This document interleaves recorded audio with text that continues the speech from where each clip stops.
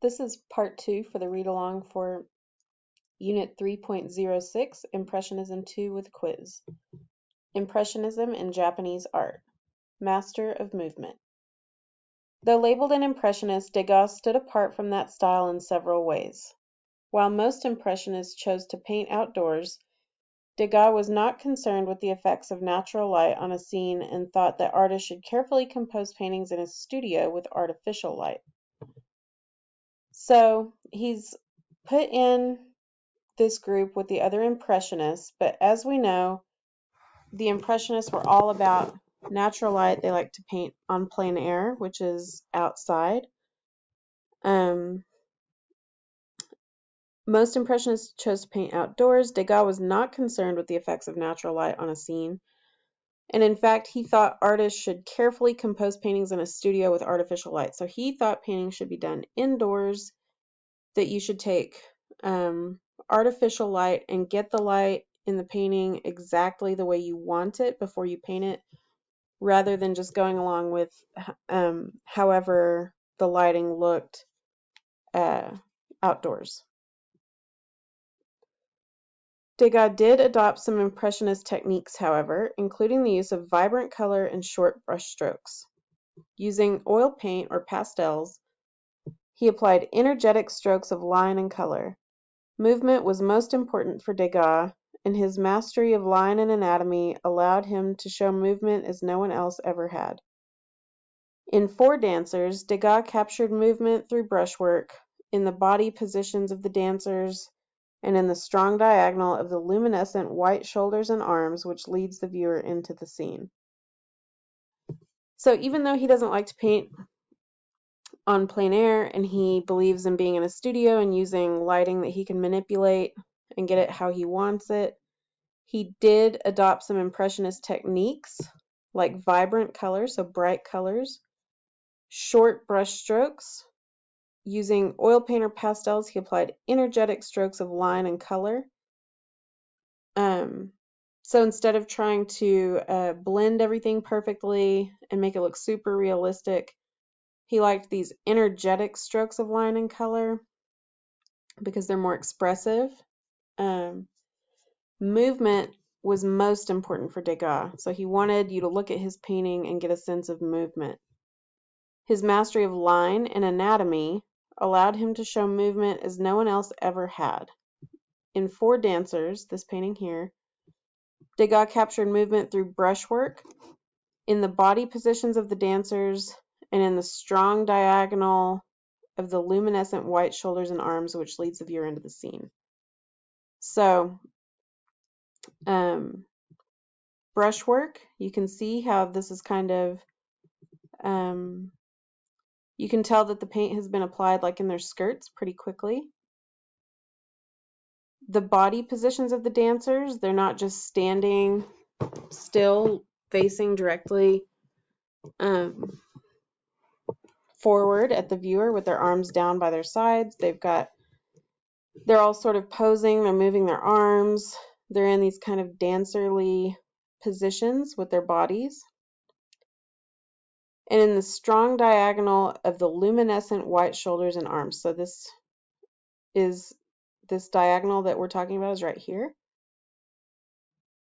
Luminescent white, meaning sort of glowing white shoulders and arms, which lead the viewer into the scene. So you look at this painting, your eye follows this diagonal, and the white shoulders and arms of the dancers sort of stand out and look like they're glowing because the background is so dark and because the lighting that Degas must have set up is really hitting their arms and shoulders and making them pop off of the canvas.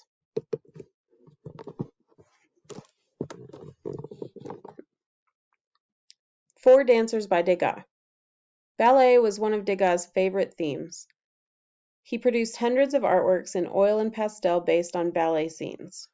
Degas showed dancers on stage, but he also captured them before and after a performance, leaving the stage, adjusting their costumes, or rubbing their sore ankles.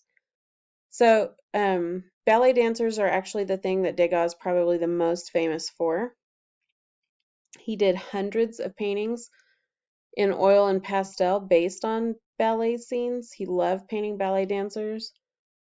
Degas showed the dancers on the stage, but he also captured them before they went on stage and after they were done with their performance. So he has paintings of the dancers leaving the stage, adjusting their costumes, or rubbing their sore ankles.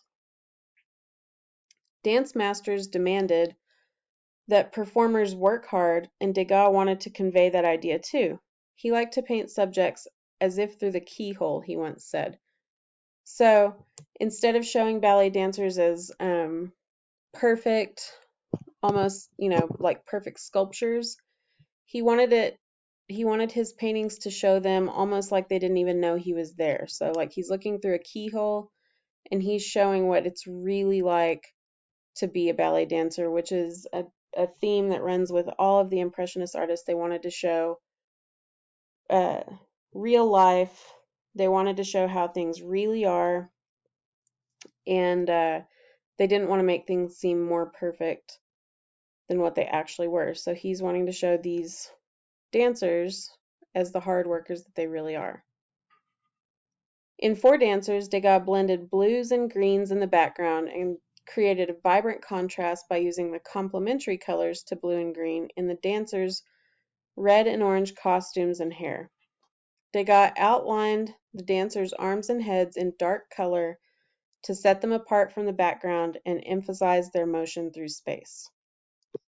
So, in Four Dancers, which is this painting here, Degas blended blues and greens in the background and created a vibrant contrast by using the complementary colors to blue and green, which is red and orange. And so he used red and orange in their costumes and in their hair.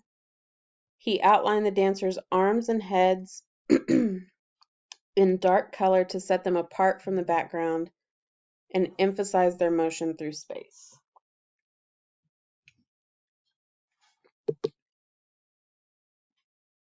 Degas and ukiyo-e prints. Look closely at the Degas painting and the Utamaro print. While Degas used bold, short brushstrokes rather than creating solid, flat color as seen in the print, there are many similarities. In both artworks, the floor seems unusually tilted, as though the viewer is gazing at the scene from an elevated vantage point. What other similarities do you see? Consider the subject matter, the use of line, and compositional elements. So, while there are some differences between these paintings, obviously, or between these works of art, there's short, bold brushstrokes in the Degas painting and solid, flat color in the Japanese print. There's still similarities. It feels sort of like you're looking down on both of these scenes. What other similarities do you see? Consider the subject matter, so what the artist painted. In this case, ballerinas. In this case, two women and an infant. The use of line. So we talked about the line in this painting. It's an implied line that feels sort of like it's drawing your eye across in this diagonal direction. And the use of line in this print. We have another diagonal in this print. We have fine lines showing the patterns printed on the kimonos. And the compositional elements, so how it's arranged. Remember we talked about whenever Degas saw these Japanese prints and things like this woman going off of the frame here. So she sort of, you don't see the entire woman in the foreground here. The rest of her kimono and her feet sort of go out of the frame. And look what Degas is doing here. He's carrying these ballerinas off the edge of the frame. Explore Degas and ukiyo-e prints activity on the next screen to learn more about the influence of Japanese prints on Degas. So be sure and click through these as you go through on your own. But we can see that in both artworks, the subjects are cropped off at the edge of the picture. lines outline the figures. So we've got dark lines outlining the dancers and dark lines outlining the women in the prints. Oops.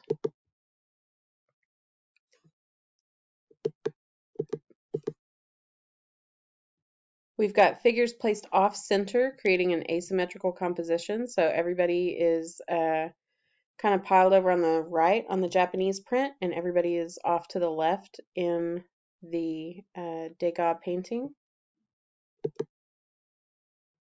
Strong diagonals lead the eye in both prints or in both artworks. And patterns create visual interest. So we've got the pattern in the fabric, the pattern in the tulle of the ballerina's skirts.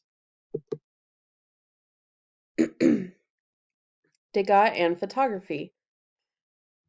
Japanese ukiyo-e prints weren't the only influence on Degas and the Impressionists. In the late 1800s, advances in camera technology gave artists a new way of seeing the world. Figures cropped off the edge of a photograph and blurred motion captured in a still image had a sense of spontaneity that Degas and the Impressionists were seeking. So in the late 1800s, we get photography, and this really changes the way artists make their work. And in the photos, figures would be cropped off the edge of a photograph, or they might have blurred motion. So if you've ever taken a photo when somebody's moving and it makes them a little bit blurry, that happened back then too. And that gave the images a sense of spontaneity, meaning the photo just happened. It wasn't really planned. It was just a photo of things going on sort of as they were. So typically paintings used to be that a person was brought in and they were posed, and you would make that painting with that person in the very center of the frame, and there was nothing that looked blurry because they weren't moving, and it was very formal, and it was very you could tell that it was very planned. And the Impressionists liked that in the photography you might get a motion blur, or you might have people coming in and out of the frame, meaning that it wasn't so planned. Nobody came and made those people pose for that photo. It's a photo of people doing what they do as they do it, sort of showing this real world, real life situation that the Impressionists like so much. An amateur photographer himself, Degas studied the work of other photographers, including Edward Muybridge, an American photographer who captured images of animals and humans in motion, revealing details previously seen only as a blur. The locomotion of a galloping horse's legs, or the choreographed beauty of an athlete doing a handspring. To learn more about photography's influence on Degas, explore action photography activity on the next screen. So Degas is an amateur photographer, meaning he likes to take photos himself, but he also studies the work of other photographers, professional photographers, including Edward Muybridge, who was an American, and he did these really cool images of animals and human in motion that showed details that we wouldn't be able to see before because they just happened too fast. So the locomotion or the movement of a galloping horse's legs, or the choreographed beauty of an athlete doing a handspring. Be sure and click through these other resources that are on here as you're going through your content on your own. To learn more about the influence of photography's influence on Degas, explore action photography activity on the next screen.